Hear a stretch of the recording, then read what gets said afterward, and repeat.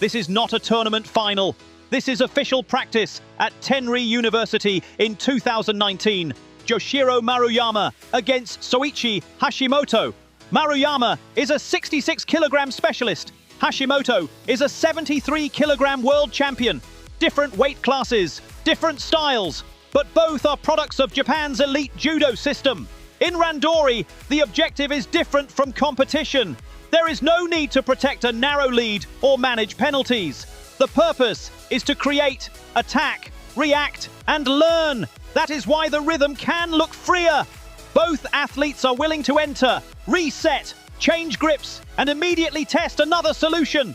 Watch the gripping phase. Neither man waits passively for a perfect two-handed grip. They are already creating kuzushi through the hands. A pull on the sleeve, pressure on the lapel, a change of angle, or a small step can make the opponent shift his base. In elite judo, kuzushi often begins before the throw is visible. Maruyama's posture is one of the first things to study. He stays compact, mobile, and ready to turn.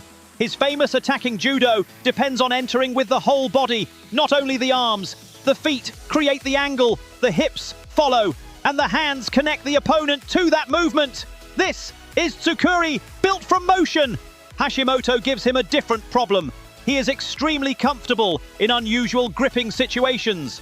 He can attack before the position looks complete, especially when he controls a sleeve or creates a one-sided angle. That unpredictability forces Maruyama to stay disciplined and prevents him from entering carelessly. Notice what happens after an unsuccessful attack. They do not stop mentally. The failed entry becomes information. How did the opponent step? Which leg became heavy? Where did the grip loosen? High-level Randori is a laboratory. Every attack gives data for the next attack, and every reaction can become the beginning of a combination. This is also where weight difference matters. Hashimoto normally competes one category above Maruyama. That can change the feeling of grip pressure, body contact, and resistance. But Maruyama does not try to solve the problem with strength alone.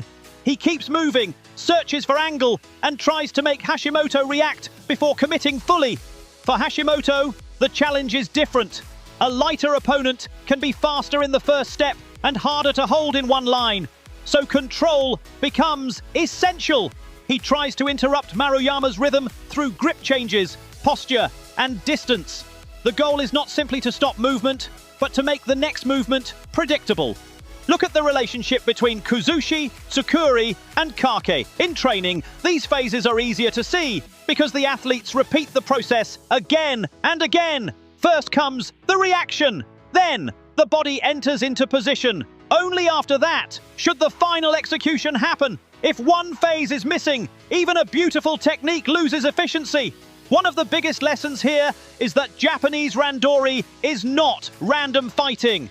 There is freedom, but there is also structure. Athletes are encouraged to attack, yet every attack still has a technical purpose. Grip, posture, foot placement, and timing are constantly being tested under realistic resistance.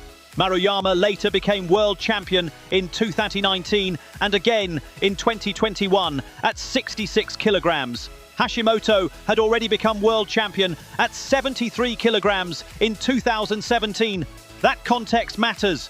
We are watching two athletes capable of winning at the highest international level, using practice not to prove who is better, but to sharpen their decision-making.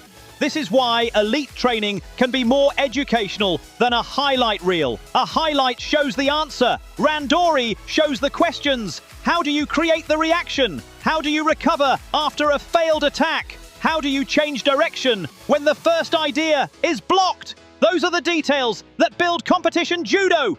For competitive judoka, the lesson is simple. Do not use Randori only to count throws. Use it to test your gripping, your posture, your first step, and your second attack. Try to understand why a technique failed. If you can identify the reaction you created, the next attack becomes more intelligent. Maruyama and Hashimoto show two different solutions inside the same Japanese tradition. Movement and explosive entry on one side, grip variation and tactical control on the other.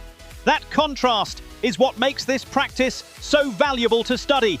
You've been watching This is Judo, I'm Yerdos Kamzin, your commentator and technical analyst.